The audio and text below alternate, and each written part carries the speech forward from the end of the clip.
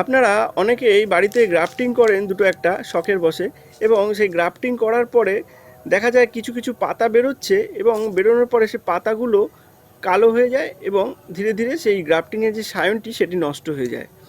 তো এটার কারণ কি? এটার কারণ হলো এই যে দেখতে পাচ্ছেন আমার সামনে একটি গোল্ডেন ব্রিজারের এটি পাতা বেরোচ্ছে সবে। তো এটিকে যদি আপনারা যে ভুলটা করেন সেটা হলো, এটিকে যদি আমি এখনই এই প্লাস্টিকটা খুলে দিই তাহলে কিন্তু এই সায়নটি নষ্টও হয়ে যেতে পারে। হ্যাঁ, তো এটাকে কি করতে হবে? এটা বিকেলের পরে যেটা করব, এর কোণা থেকে এইগুলো কেটে দিতে হবে। সাইড থেকে একটা ব্লেড দিয়ে আপনারা কি করবেন, এই কোণাগুলো কেটে দেবেন বা দুটো ফুটো করে দেবেন। ঠিক আছে? তাহলে কি হবে, বাইরের হাওয়া বাতাস চলাচল কিছুটা হবে ভেতরে, এবং বাইরের এবং ভেতরের যে আবহাওয়া তাপমাত্রা সঙ্গে এই সায়নটি খাপ খাইয়ে নেবে।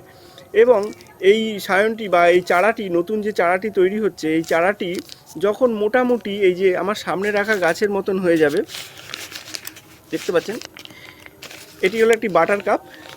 ঠিক আছে, এরকম টাইপের যখন হয়ে যাবে তখন কিন্তু প্লাস্টিকটি আপনারা খুলে দেবেন।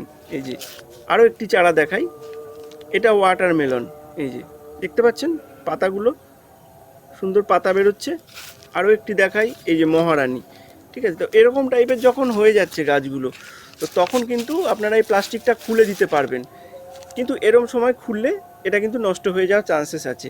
এবং এটা খুলে দেওয়ার পরে তারপরে কি করব, তারপরে কিন্তু আমরা যদি এটা ডাইরেক্ট ছাদে রোদের মধ্যে রাখি তাহলেও নষ্ট হয়ে যেতে পারে। এটা কিন্তু একসাথে রাখা অনেক গাছ আছে, সেই গাছের মধ্যে রাখতে হবে যখন গাছটা এরকম টাইপের কন্ডিশনে আসছে। এই যে দেখতে পাচ্ছেন মোটামুটি ভালো পাতা গজিয়ে গেছে। তো এরকম টাইপের যখন হবে তখন কিন্তু আপনারা একটা বড় গাছের তলায় এটা রেখে দেবেন। তাহলে কিন্তু দেখবেন আপনাদের এই গ্রাফটিংয়ের যে গাছগুলো সেগুলো খুব সতেজভাবে খুব তাড়াতাড়ি দীর্ঘ বেড়ে উঠছে, এবং এই যে গ্রাফটিং সাকসেস হওয়ার পরেও যে নষ্ট হয়ে যাওয়া সেটা কিন্তু আর হবে না।